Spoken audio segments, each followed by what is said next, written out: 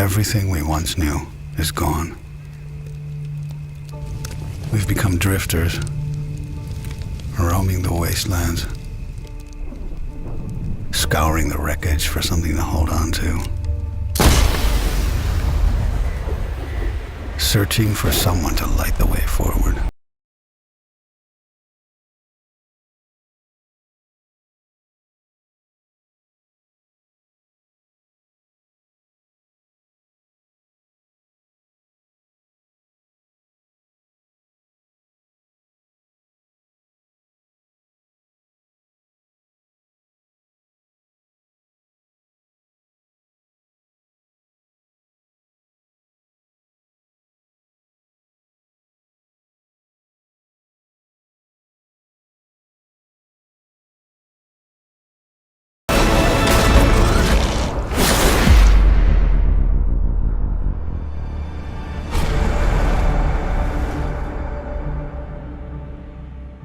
Uh-oh, that's not looking so good. The whole gate is on fire. Hello again there, friends and fans. Raptor here, and welcome back. It is good to see you here for Surviving the Aftermath. This game has finally released after being in early access and being a extremely exclusive game on Epic Game Store for a very long time. I thought this game actually came out a long time ago. I thought after it came out on Steam, it went through a few more updates and then was finally released, but no. As of November 16th, 2021, this game is now finally fully released and actually has a complete story to it in the new game mode, but also has some sandbox elements as well if you complete certain goals. And I wanted to show you all most of what I could find, which was new, and we'll show the beginning of the game as well as a little bit of here, kind of more of a mid-game, where we're tasked with building Project Tomorrow, which is essentially building a massive bunker for our people to, well, go underneath the Earth's surface for any sort of massive outbreaks, catastrophes that may be coming our way. Things like droughts are coming, and nuclear storms, and much more. So anyway, we're going to continue on and taking a little bit of a tour of a live stream that we did a few days ago, actually just yesterday for me, and take a tour of everything that's new. Thanks again for smashing that like button and subscribing and hanging out, as this game has been in development for a long time. It's actually been really cool to be here from the beginning and see how they've changed kind of like the city map where you can build in. You can kind of see there's a fog of war now where certain areas you're just not allowed to build in yet until you've kind of secured. There's creatures and stuff around us, but there's not just this as a city builder map. There's also a world map too. So we've got quite a few territories around us where there's enemies and bandits and such. If we clear these out, we can get more control of the map and trade with other factions too. There is combat, and that's what happened with our main gate, which was attacked by the enemy. But Raptoria is holding strong, and we're going to go ahead and build this Project Tomorrow then, which is kind of unlocked after a few different, couple of different minor quests. Doomsday Phase 1, as you can see, is going to take a lot of materials, 400 wood, 300 plastic, and 200 metal, and those are things that we can acquire over time while we continue to build our economy and our settlement. Right now we got about almost 50 people in the camp, and that's about right for making it self-sufficient and then getting everybody else to work on major projects such as Doomsday Bunker, Project Tomorrow. So we're going to go ahead and try to build that over here, and our people will deliver supplies to it as soon as they can. Now, this is about 3 hours into the game, 2-3 hours into the game, and we've done a lot of... we're also playing on easy just so we could see all the features in the shortest amount of time. We also have tutorials on so that way we could see what else was new. I'm seeing a lot of building redesigns. I'm seeing things that I hadn't seen for about a year. I played this game about a year ago, kind of forgot about it, and then when Paradox reached out and was like, "Hey nerd, our game is coming out into full release, do you want to check it out?" I said yeah, and that was a sponsored deal to live stream, but this is kind of my own personal take on it, of really looking more in depth of what's changed, and really it feels great to have seen the game come this far. The community give a ton of feedback, to see all the new buildings and all the new catastrophes. You know, the ability to have cars wasn't there before, to have weapons wasn't really there before. We can now use currency to recruit more and more of our specialists, who then specialize in things like scouting and combat and so much more. And then we could, of course, use them to do more research. There's a lot more research in the game as well. They've done a great job of adding a ton of different research to the game, and it's a little more complicated to get, but also you can get a lot more of it, so we can build settlements and things in the map. If we actually go to the safety here, we can unlock Guardians and then eventually Frontier Outposts, and that'll allow us to then do even more research and return things back to those outposts out in the field, and we can then store more goods and make our camp even more secure. It's actually quite secure to begin with, as we have kind of a moat around the entrance, but you can kind of see, even in this time, that we've really not gotten that far into the game just yet, but there are some research projects that are a little bit more important than others at the very start. Obviously, things like food and water and shelter are the most important, and then once you've got that done, then safety and security and such are the next things. All right, well, let's jump back here, and I did want to show you how the moat differed, too. Before, it was kind of just like a road that led into here with mountains around, but now it's kind of more of a flooded area where enemies are not going to really have an easy time crossing that, nor would I want to do that with radiation everywhere. It's best for us to take the road. And of course, if you've never seen this game before, traders come to our camp all the time, and new survivors and such. You can almost see like a little tunnel out there where it's like a highway tunnel or some sort of a old bridge that leads into a tunnel or something like that, or not necessarily a bridge, but maybe there was like a a swampy area here, and now it's starting to fall apart after many wars. Now, the story of the game goes that there were, superpowers were bickering, didn't really pay attention to a massive storm that came of asteroids, meteorites, and probably solar storms and things, and then eventually blamed each other for the problem, went to war, and war after war after war, and famine and disease and such. Humanity's on the ropes and trying to come back, and that's the idea of Project Tomorrow, aka Project our Doomsday Bunker, to prepare for other things that continue to keep hitting mankind.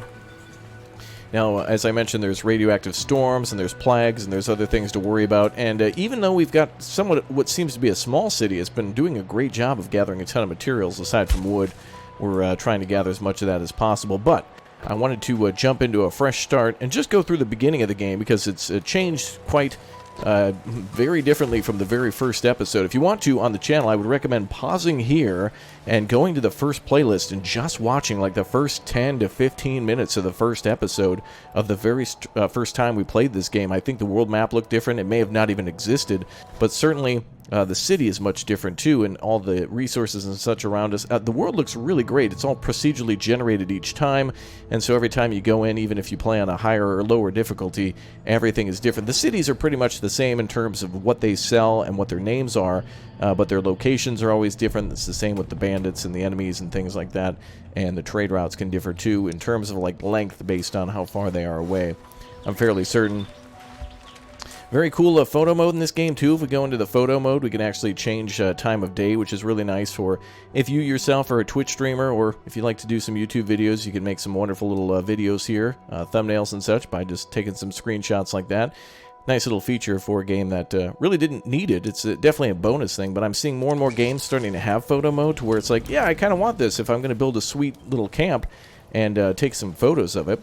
So we're here at about maybe Phase 2 for a lot of our stuff. We've got like Phase 2 housing, which is a little better than the tents. We're starting to produce some food rather than having raw food, and we're getting some more things ready. The biggest deficit is wood, but that's something that I'll remember for the next time that we play through it. But anyway, let's start a new camp here, and we're going to go ahead and start on a new map, and we'll go through all the initial stuff and kind of compare it to the original game. I highly recommend this one, actually, and I think this is a little bit more similar to Surviving Mars, as it's the same developer, but it also feels a little bit like Banished, though I would say games like Endzone: A World Apart is more similar to Banished than this one is. This kind of feels a little different, and for a while felt a little more cartoony and whatnot, but is definitely much more mature now, with many different elements that remind me of Frostpunk, like the catastrophes and decisions that pop up in the camp that you'll need to make some sort of a decision on from time to time, whether or not you're going to let somebody in on the gate, or whether or not your citizens are requesting materials to build an experimental project or something that can benefit or wreak havoc on your camp. Right, let's go in and start our very own new camp of, I don't know, how about we name our next one Raptoria, just to pick a random name that's never been picked before. By the way, side note, I swear that flag is from us. I swear. I'm convinced. Alright, here we go. Prologue. Modern civilization is gone. It fell apart in a time when rivaling superpowers fought over power and ideology. Too focused on themselves, no one noticed what was coming until it was too late. Skies rained down fire as thousands of comets and massive objects pummeled the inner solar system. On Earth, cities were leveled and replaced by vast wastelands as nations vanished. The remaining factions waged decade-long wars over scraps until there were no armies left to command. Now, we are all that remains, looking for a new home and looking for a way to start over in this age we call the Aftermath. Well, welcome to it, boys. Alright, so we're going to go ahead and not have the tutorial on for this time around, and we'll go ahead and get started here. If you'd like to at any time, go ahead and pause to read these descriptions between these different modes. But one thing I really like about this game, and we've gone over it before, is the fact that we can actually change a few different parameters of the difficulty. So the game does somewhat play out like a city builder and also Civilization, like a Civ game too, in terms of it being like a turn-based combat on the overworld. So if you want the city building aspect to be super difficult, but you really don't want to bother with the overworld combat and any of the trade or anything like that, you can make it easier, more difficult, or more medium ranged if you'd like to. So here we have our challenge mode where we're going to basically request for fewer challenges, which will lower the difficulty a bit. Again, this is just to see as much of it as we can in the shortest amount of time. We're also going to go with the shortest or the least amount of catastrophes, things like those electrical storms that I'm mentioning, or magnetic storms, giant droughts, that type of thing, harsh winter storms. They can come at any moment, so we'll go ahead and make sure it's a little easier, a little less frequent. The environment, we're going to go with cities being demolished, but nature is prevailing, so there's more fertile land for us to build and do things like gather water and food from. Survivors, we'll go ahead and have it so that way we have plenty of survivors who will come to the camp, and also that we have in our own camp to start with. Otherwise, we can go a little less if we want to. Ideology, trust on basic survival skills. We'll go with this so that way we can get more tech in terms of survival and efficiency. I think that's possibly, I think it might make them cheaper. I'm not exactly sure how this changes things, but more has to be seen. And also, so my flag is in the game, but is that? No. Wait. No. Okay. Well, anyway, we're going to pick a couple rando people. We'll go with a fighter here, which is great for fighting the other factions out there, and a scientist, too, which could be great at the start to do some research if we can. And we'll go with those two. Alright, let's go ahead and go into our visuals. So here you can make any sort of banner that you want. You can go ahead and go with like a, I don't know, Fiery Nation or something like that, or Purple Skull and Crossbones. But I think I need to, as always, go with good old Raptoria for time after time, don't you think? Alright, let's do it. We'll go ahead and call our, let's see, our colony. We'll go ahead and call it Raptoria Prime. Our camp name. And of course, our colony motto is to click or tap join to become a member today. Actually, if you'd like to, lots of extra perks and such for everybody who's become members. So smash join and jump on our Discord. Join today. There we go. We want people to join our camp and our Discord and become members. Let's jump in and take our first look at version 1.0 full release of Surviving the Aftermath. Here we go.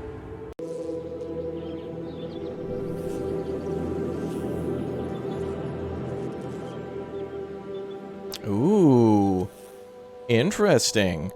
So the last time that we played, we actually showed you a map where it was like we were surrounded by a moat, but this time it's kind of some large, maybe more of like a ravine here that the road is built in, so that'll be easier to defend. And as you can see, we don't have the gate built either, so settlers can basically just walk in, so it's really a light security area. But right now, this is our scout team that's gone ahead to make the area secure, and can provide us with a intel on whether or not this is truly a safe place, which it definitely looks to be, much better than the horrors of radiation. Let's go ahead and select our settler. The world is in ruins. Things once considered mundane are hard to find, and habitable land is no exception. A settler has finally found a spot for a new colony.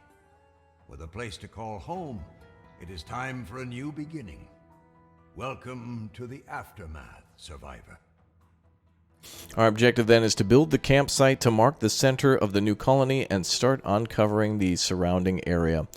So I'm still in debate of whether or not I want to... there's been some debate in previous videos on whether or not it's smarter to build in fertile land or in desolate land. Sometimes it seems wiser because there could be less radioactive material here, thus contamination could be less for your houses.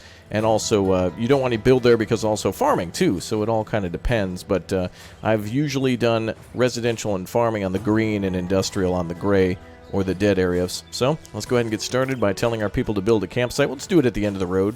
kind of marking the center of the camp as they mentioned. So we'll go ahead and do that right there. And these folks will come over, or this guy will come over and start building stuff. So over time, we'll then expand by building some more tents. So we can do that as soon as that's down. We can build an emergency shelter, which is kind of like overflow for everybody. A lot more materials required for that one. But, of course, it does allow for housing for 6. And I believe we'll get about 20 survivors here. All right, now we can signal right now for the survivors to come in. But we're going to go ahead and hold off. And we'll go ahead and start building our emergency shelters and other tents for our other people arriving shortly. So let's go ahead and build... let's see, let's build this here off to the side. Oh, it looks like it's blocked by some wood planks there. So we'll build it over here instead. Let's try to make it nice. There we go, and we'll, it won't be nice at the start, but it will be home, and eventually we'll make it look nice. So let's see, we built a nice little camp there, and we'll try to build a little camp here too. Now eventually this plastic is something that we can gather with something called the scrapper, and then eventually we can mine underneath it, where we can then find more and more materials. Any sort of open space like this too can be great for decorations, which then can affect everybody's happiness. So if things aren't equal, you can always... It's actually a good thing. You can place down street lights, and that's something I like to do too in all the times that we've tried it out. We'll go for some houses there, and our survival tent. We'll go for a stockpile and food storage. From the food storage buildings, we can also instruct our people to go out and gather from berry bushes, and so thus we'll have some immediate food in storage, but then also can continue to go gather some too. So we'll do our food storage and our stockpile kind of next to each other right here, and perfect. So the scout will then go and get to work on that. You can see kind of how they've made some makeshift stuff with like literally traffic cones and I don't know, bike parts and all sorts of different things to try to make weapons and tools in this new age. Alright, so we will need, I think, some people to build this. He won't be able to build the emergency shelter, but some of the other buildings are up and running. We'll go ahead and move the work area for food, to which we'll find most berry bushes nearby in the fertile lands, but some can be in the kind of the desolate areas too. And we'll do the same with the wood nearby, so we can clear this for building. Okay, with that said, I think we're ready to call on our settlers and begin our first city in version 1.0 in our video. There are survivors waiting for a signal from the settler. They are cold and hungry, yet willing to work, should the colony take care of them in return. They can be invited in right away or later, in case the settlement needs more time to prepare. Alright, we'll go ahead and shoot the flare and get started. Ready or not, here we come. Now, in the previous map that we built in, it was a little bit nicer because we had some water. This is our area around here, so we've got some safety here to where we don't have to worry about bandits to our north. But once we build our gate, we should be able to go out and explore all these areas around here. There should be plane crashes and farms and factories and military bases and things that we can go ahead and raid. Here at this farm, we have some tools. Here at the museum, we have some knowledge. And here at the camping site, we have some clothing. Some good basic starts for us. And there's no water to be found immediately near our starting area, so we won't be able to build any sort of water gathering here, but we can do it back there, which might be better for us. Your first colonists have arrived. Prompted by the signal flare, the rest of the group arrives at the prepared campsite. Despite all the hardship ahead, it's time to rebuild and turn this hostile place into a home. I agree. We've reached a milestone. Alright, we gotta get cracking with water collectors and fish and so much more. We're gonna go ahead and build a water collector here. And we can put some storage nearby too, so this will be a great spot. We're gonna try to keep that away from some of the polluted soil that you see over on the right side. So we'll probably build a water collector here. And we'll build another one nearby. They can't overlap, otherwise they'll affect each other. You'll see kind of the efficiency drop a bit based on where we place it and how close it is to another one. This one here is 100% effectiveness, so we'll put that one there too. And we can build these at the start, but we can have one on pause. We can opt for one to be built now or one to be built later. And we can lay out our entire city at the very start and then just have things on pause until, well, we deem it necessary to be built. I always like to leave this little road section too. There's kind of a little roadway here, but we can always build these little dirt roads that then can be upgraded to cobblestone or whatnot later. And it kind of makes for a nicer settlement over time. Now, the shanties are definitely something I find to be very helpful. I used to go straight for the tenements, but they made them a lot easier to build.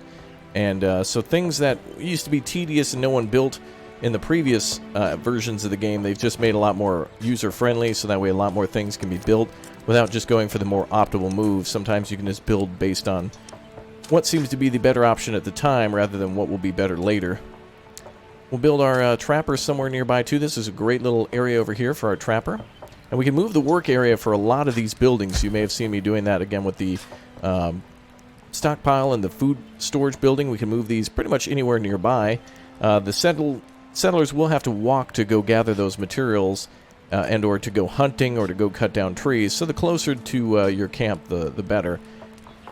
Alright, so it looks like a few more homes are needed. They're building that emergency tent there. Very nice style for all of the buildings, too. They do look ratty and dirty and such, but it's better than sleeping under the stars, especially in this radioactive hellhole. And you can also see people gathering materials.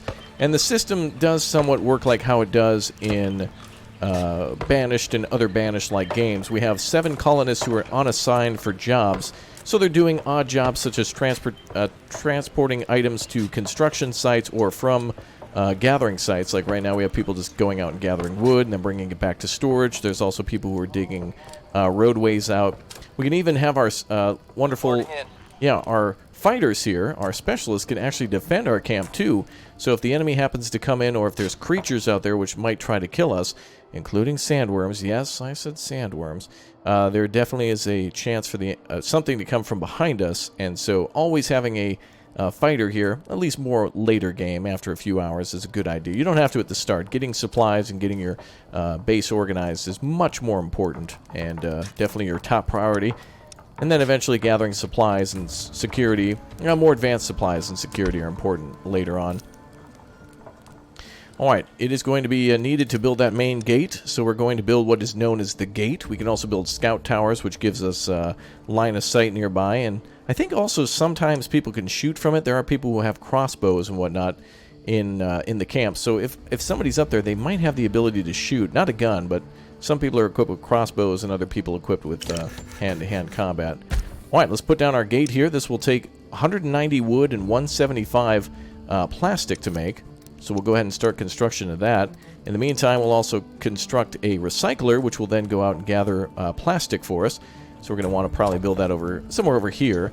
We can build it closer to the camp, but I think we'll build a little road here, and we'll try to put one of our processing buildings nearby. Looks like a bush is in the way there on the right, so we'll just build it here on the corner. That's a good spot for it.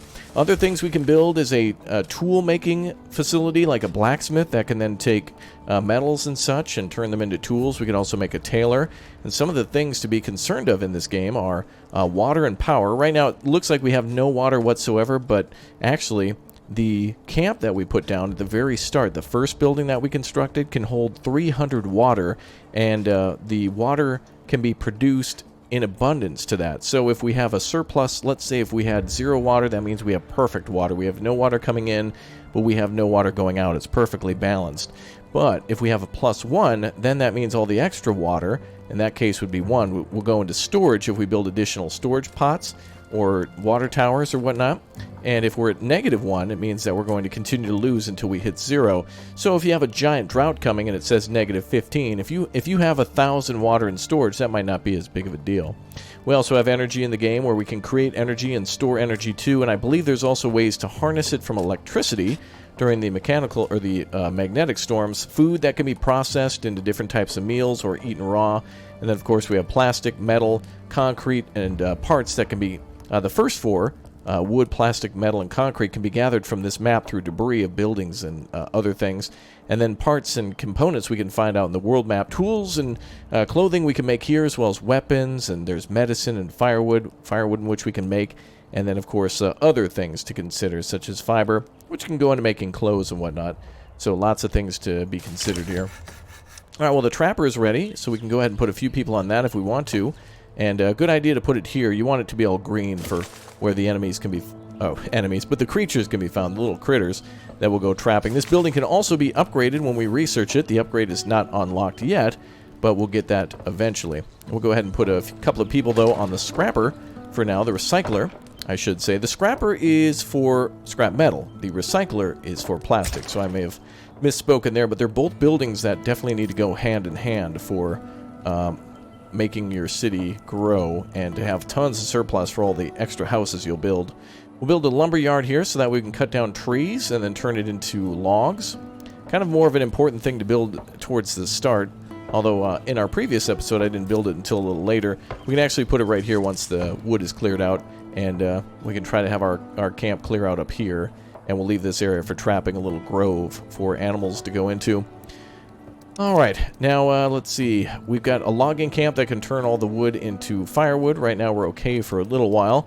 The less people you have, the least important some of the things are at the start, but a medical tent is always a great start in this game. It's always been important to build one of these, so definitely make sure you have a medical tent on standby for anybody who could be wounded. One doctor can treat 2 patients, so it's a good idea to build 2 of them eventually and then just leave one of them turned off until there's a large battle, or if a couple of people are wounded, have somebody swing in there.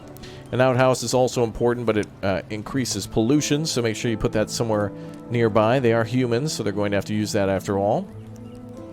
And I guess we'll put that up here by the pollution anyway. And we can clean that up later with a decontamination center, which can decontaminate buildings that have been contaminated or areas in the map that have been contaminated, so that way we can eventually clear them out, so that way we can build on them or use them as farming land. Okay, well, we've got some water here that we can store. I think we'll put that near the medical tent. Good idea to put all that stuff there. There we go. And that will allow us to store extra water that we can get once the building over here is completed, our water collector. So let's go ahead and turn that back on. So we're going to also be building the gate, which is almost got all the materials that it needs. 175 is what it needs for the plastic, so we're getting there. And we should have 2 people on plastics, yes. And we should have a few people on gathering wood and such. Let's actually check out and make sure that's gathering wood still. Yep. And then we can continue to move that to other wooden ruins. Always a good idea to clear around where you want to build first, so you can build a large central area and then eventually expand out, kind of like a water droplet. Oh, yes, we have irradiated animals. Would you look at that? A majestic deer. It's got like stripes. It's like part zebra, part deer, caribou, moose. Who knows what type of weird, crazy mutation they've got. But it definitely will give us that sweet, sweet veal. Oh, yes. Yes, I know you're thinking it's venison, but I don't know. I mean, it's mutated, right? Do we still call it venison? Do we? I don't know. Debate amongst yourself down below. Also, yes, pineapple belongs on pizza. All right, let's go ahead and continue our our construction here and our gathering of materials. We're almost done with the small set over there, so we're going to go over to these bigger sets here. And it does tell you what's available in the work area. So if we set this here, 542 lumber will come out of that, but if we set it here, it'll be 728 at the bottom under the work area. Perfect. A much better move for us. We can also see here, I think the same for food, possibly. But food won't be as important at the very start. I mean, we've got some in storage. We've got some, as you can see, we've got meat-based nutrition. So we have jerky, which lasts forever, basically, and we have regular meat. And then we have 42 berries that everybody's gathered through their work at the food building. And then we've got 40 canned food, which never goes bad, and then chocolate, too. And I'm sure some of those actually affect their happiness. Nutrients is the thing. That's why it's separated by meat and by plant-based. And then you can make meals out of that, which lasts much longer. 1 potato and 1 meat can be construed into a multi-meal that can feed more people, that type of thing. So definitely make sure you do that. Oh, would you look at that? We have a water collector there up and running. I guess we can pause this other one. It's taking up some of our fabric. Well, let's speed up time now. Look at that. It's only been 1 day. Everybody's got a home. We've got water and storage. We've got everybody, a couple of buildings already constructed, already trapping, already gathering plastic. We've got our logging camp ready to go up shortly, but we won't need it just yet. We've got people gathering logs for it, or lumber over here, and berries too. So in the same area, both of those are kind of being gathered up. And now our gate will go up momentarily. We're at 150 out of 190, so a little bit more work to do there, but not bad as we still continue to construct the water storage and the medical tents. So some things will kind of continue on. Ah, we have somebody who has a request for us. Not everybody is equally skilled in the art of building, but one of the colonists seems extraordinarily bad at it. Well, let's see.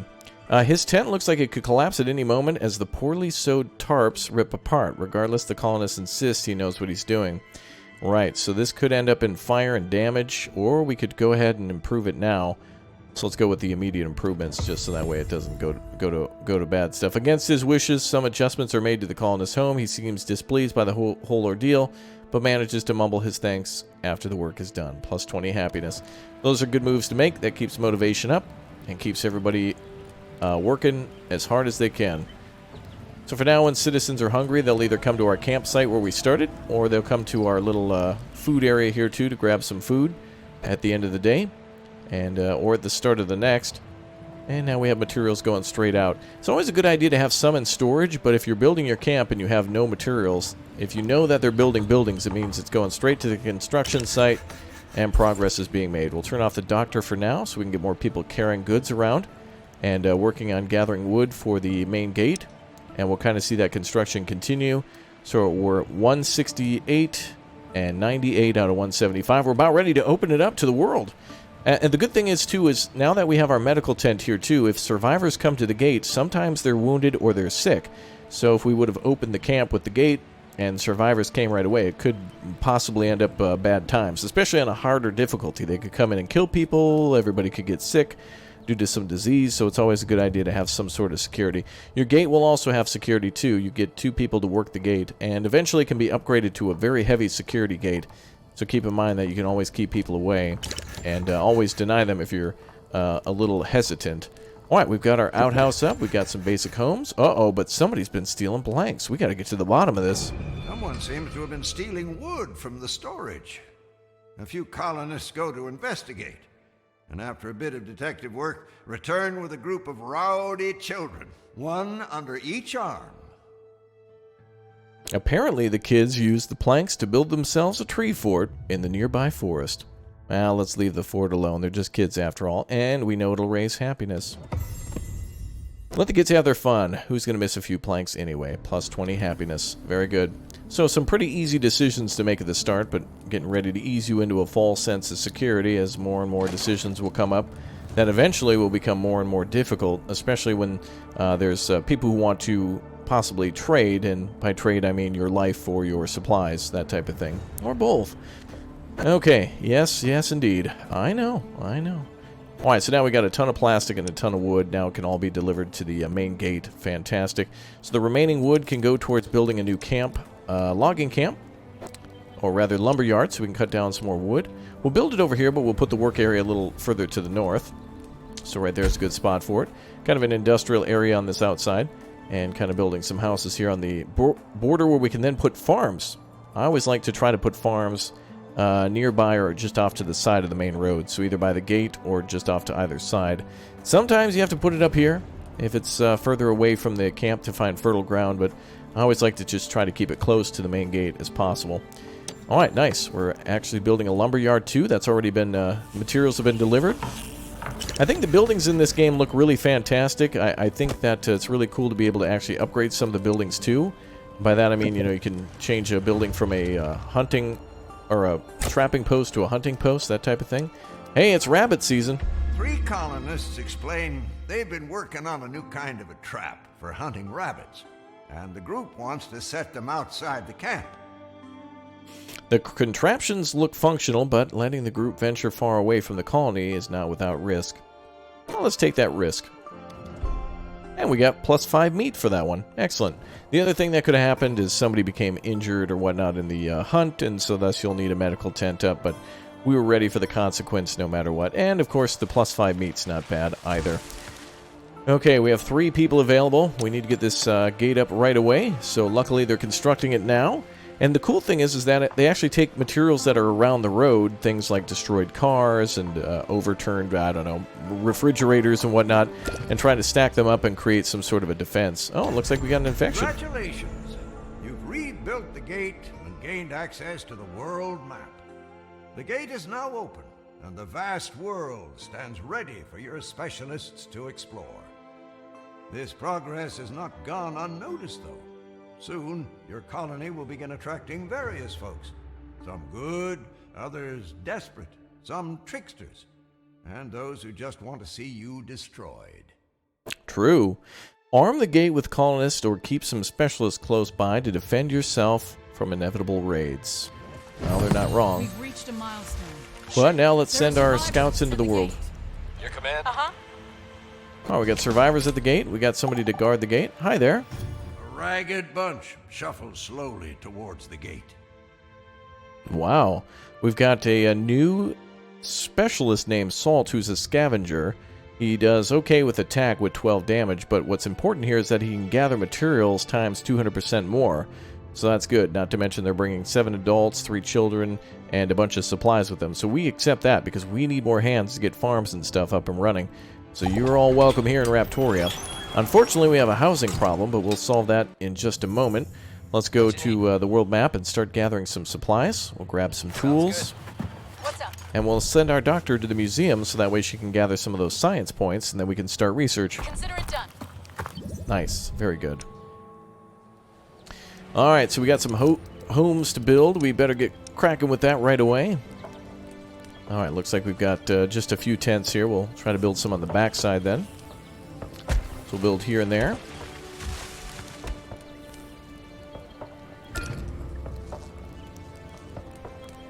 And looks like it's going to be a little crowded here with the bushes and such. Eventually these berry bushes will be exhausted and then we can go build there. So ground's a little bit at a premium for now, but we'll get it all sorted out.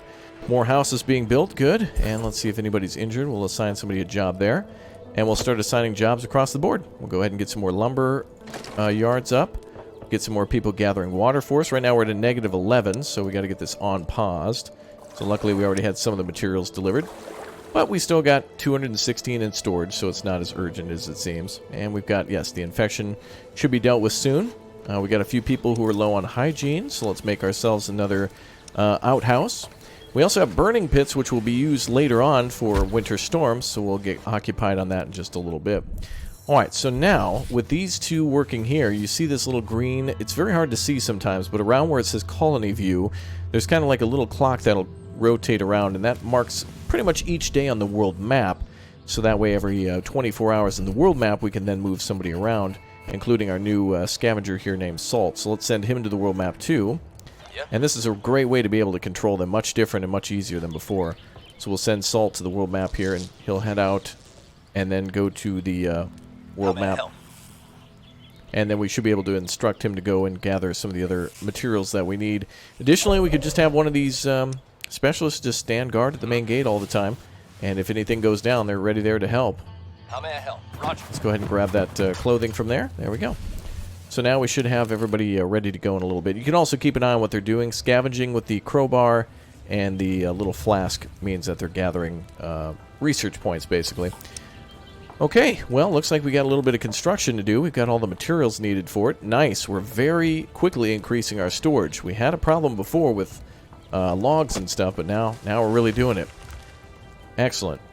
And we can get some more of these wooden debris out of the way. Wooden ruins. Nice. Over time. And we'll get this one going too. Excellent. Another water storage facility or gathering facility is going up. Fantastic. Great, great, great. Alright, now once we have research ready, I'll show you which ones I think are the best ones. I think, honestly, starting with food is probably a good idea.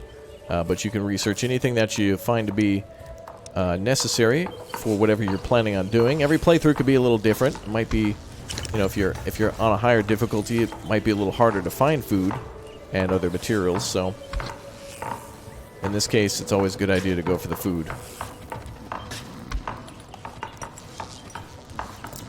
Actually, I think this is facing this way.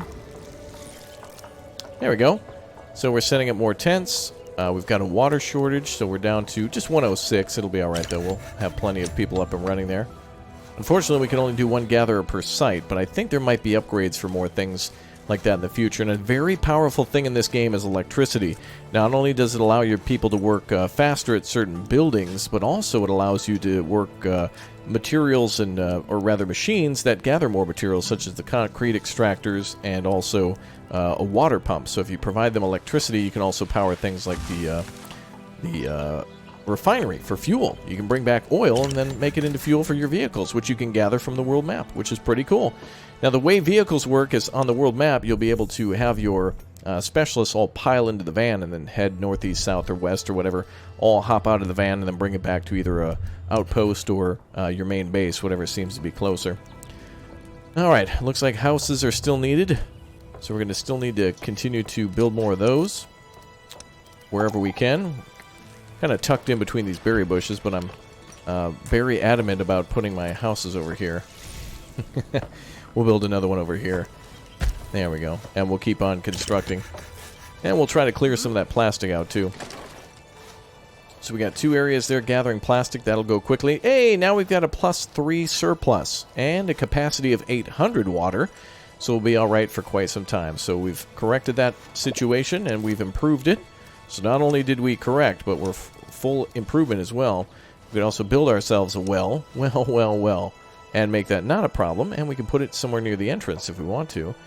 But it might be a good idea to put it somewhere over here. Let's put it over on this side. There we go. A little further away. Now, another thing to consider is that there will be deaths. Eventually, people will die, even if we do everything correctly. There's going to be death from old age or warfare, or, in this case, a toxic cloud that's approaching. Wonderful. Great. Thank you, Angela, for telling us. That's wonderful. Just fantastic. Let's go ahead and build our little graveyard over here, maybe. And you don't have to have this active until somebody dies. It's basically a mortician. You can have somebody bring a body out there and bury them in the pit. And then when they're not needed, you can just turn it off. Bodies, I think, eventually will disappear from the burial site over time. All right, looks like we got some damage here from the contamination. I don't know if... Are these building... I hope that is fire. Otherwise, a lot of people have some explaining to do. But it could be from the nearby pollution, which we can clean up too. But boy, oh boy, that's interesting. I like the ducks on the windows. It's kind of their logo and stuff. There's also jokes about Sweden and Finland and such in here. One of the things that you can build is a sauna. And we'll go back then and look at the research now. And we'll kind of take a peek at that. Under our safety, you can see that one of the things we can research is cleansing and steam rooms, which then allow us to basically make saunas, really, and keep everybody clean and happy. So that's good. We can make our own weapons. We can have hazmat engineering. We can have leadership and actual running water. So there's a hell of a lot of stuff we can do, including having more nurses, which doubles down on the amount of healing, the speed of the healing that you can have. We're going to go with skinning now. This will allow us to upgrade the hunting or the trapping to hunting, which allows us to then start skinning hides from animals that we hunt, bigger animals, and that will allow us to then create hides from that. So we'll upgrade the hunting cabin, which will allow us to make fiber from the hides, and that will allow us then to make clothing from that. So the tailor will be unlocked. So right now we got 20 clothes in extra, plus 22 people. Speaking of storage, though, of all the extras, we should build ourselves a warehouse, which will allow us to store things like clothing and the additional tools and whatnot we might find that our scavengers are about to bring back. So let's build that over here. Just a little storage warehouse for everybody to grab their goods from. And once this research is done, we'll upgrade that. I would always recommend going for the food first. There are certain things you'll have to get through in order to make farming. Farming is very good and very important. You'll be able to gather potatoes and corn and also flax from the start. So it's another great way to continuously get a ton of fiber under your other resources. Keep in mind that junk... Well, fiber is something that has to be created into or made into clothing. Junk can then be made into parts. Electronics can be made into components. Rare metals and oil and all these other things can be created into different materials and further refined. So it's a good idea to create additional storage for them. You probably won't need them at the start, but definitely they'll come to be important later on. Very soon. Okay, did we build our well as well? We still have the well to build. Looks like they're delivering the remaining plastic, so it might be a good idea for us to get another plastics gatherer down, a recycler. So let's do that if we go to the recycler.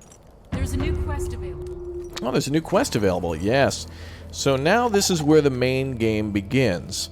Eventually, as you saw when we took a look at the previous map, we had to build that underground bunker.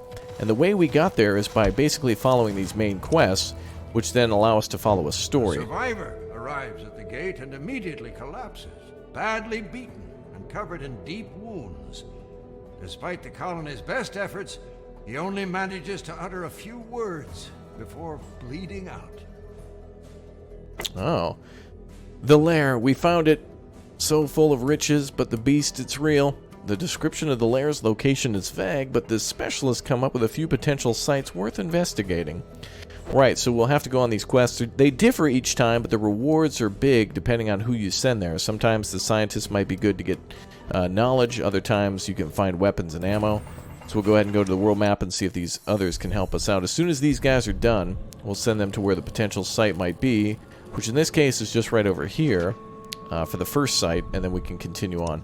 Alright, let's speed up time so we can see as much of this game in the shortest amount of time possible, and we'll see if we can go find this lair. Looks like the specialists are ready for action from the world map, so let's go see if we can find them. Alright. We'll go scout this location out, and we'll have Salt get ready to come over here. Of course.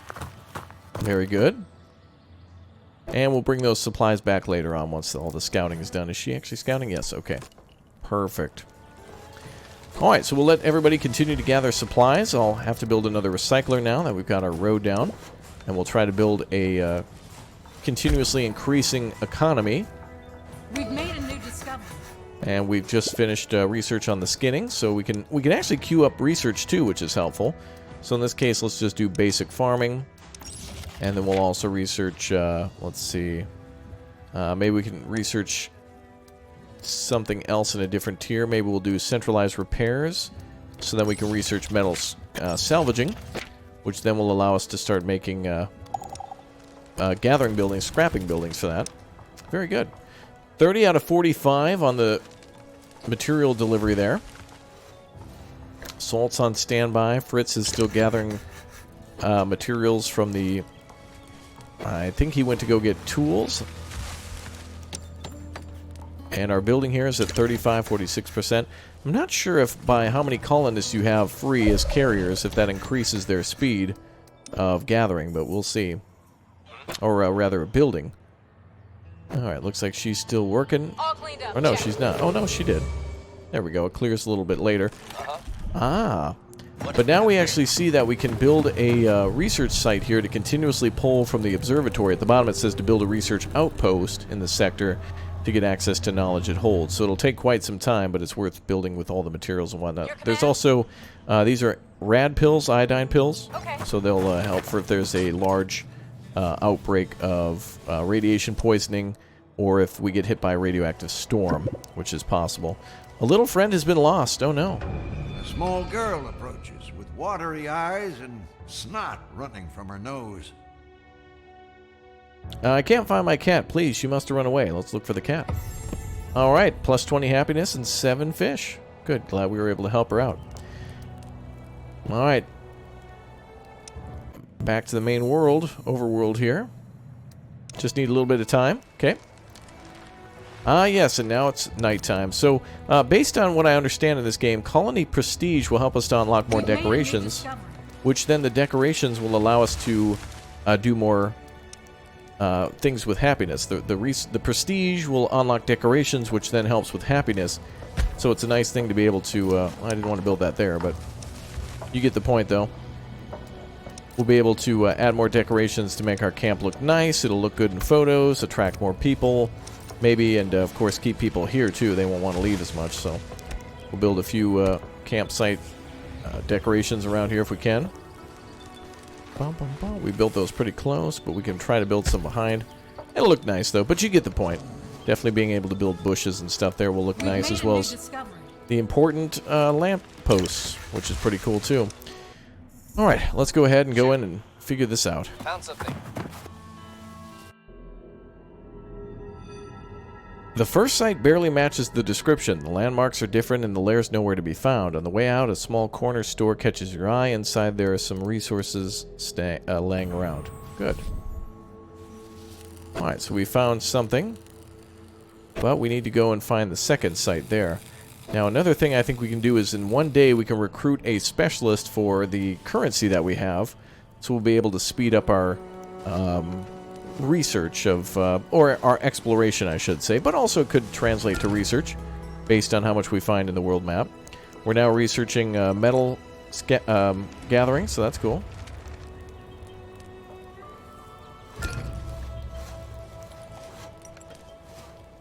And more resources come in. Fantastic. Wow, we got a lot of wood, but that can be misleading. Don't think that you're in the clear if you've got hundreds of wood. That can disappear quite quickly. Mission complete. Alright, our other friend here is ready, our Found fighter, something. so let's send him there. Yes. And we'll continue to You got it. research and look around to see what else is out there. I call it researching when I'm exploring, and I guess that's a type of research too, is we're trying to find out where things are, and then eventually could do overworld research too, based on where we find things. Alright, well, let's go ahead and scavenge from over here for recycling. We've made a new discovery. We've reached a milestone. Oh man, we are knocking things out left and right. Fantastic. Alright, we're going to hold on as we're out of research points for now. So we'll find more later. Let's build our scrapper. Our scrappy scrapper here. That'll go ahead and gather some of the metals that are nearby too. We'll find out where that is. Looks like we got some sickness in the camp. And we have some homelessness too. We'll have to make sure we have enough tents.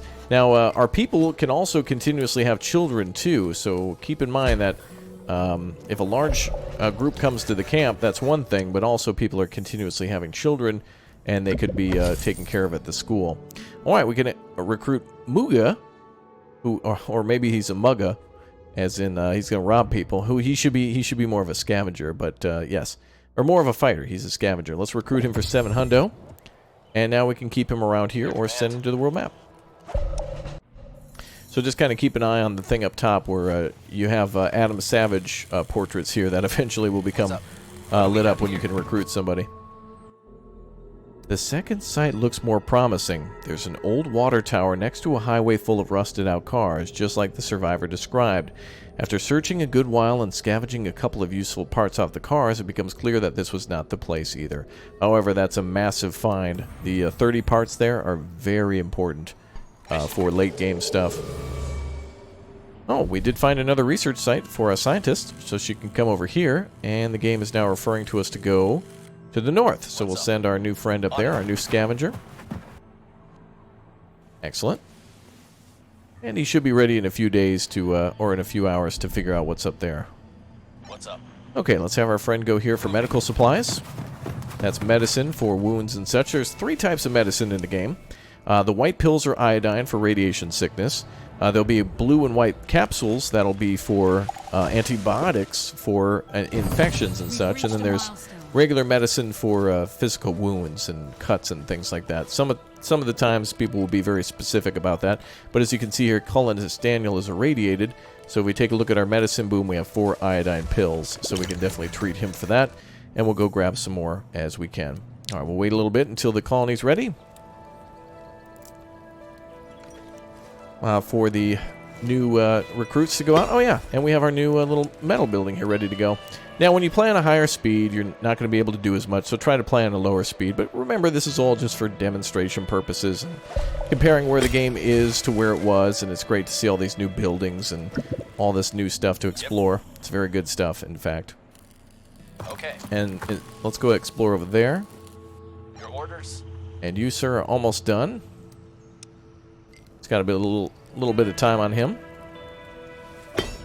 So now we're gathering scrap metal. We're gathering scrap plastic. We're gathering wood. And as you can see, there's underground plastic here where we can put machines on top of this to basically scrape it out of the earth and continue to sort it at the different buildings that might do that. Oh, what do we have here? An old bear, humongous in size but limping as if injured, was seen walking past the camp a while ago. Well, well. Let's hunt down that bear. No bear here. Ah, good. We didn't find him, but we did find some berries. Okay. Well, there you go. You can always be debated, too.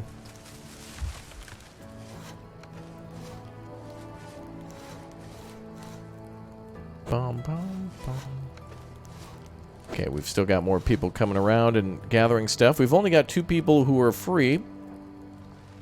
2 carriers that can then bring things around and, oh, now we have a pandemic coming, which is exactly what I was expecting. Oh boy, so now we gotta prepare for a pandemic. Pandemics come in waves, infecting colonists, and untreated colonists will eventually die. The disease dehydrates the body, increasing water consumption. Build enough medical facilities and treat them with antibiotics. Right, so we'll build another medical facility then. And we'll see if we can have somebody come back to camp with the medicine as soon as possible. We'll go ahead and build another medical tent here. And we might be able to research... No, we can't. Job done. But I was going to say we might be able to research some more stuff here. Found something. Oh, there's electrical storms, too. We might be able to research for the multiple medics. The Behemoth. The final site fits the description perfectly. A highway full of abandoned cars next to what looks like a tunnel entrance. As the specialist is making their way towards it, a deep, threatening growl fills the air. A massive beast covered with patched, scruffy fur appears from the mist with its fangs bared. Its back's riddled with spears and from survivors who tried their luck before, obviously with disastrous results. There's no way to make it out without help. Hide in a car, attempt to fight anyway. Abandoned quest. Ooh. Let's see. Well, I don't want to abandon the quest, so let's quickly hide in a car. The Behemoth still posturing. The specialist bolts inside the nearest semi-truck and slams the door. The beast sprints towards the car and crashes against it with its full force, almost toppling it over.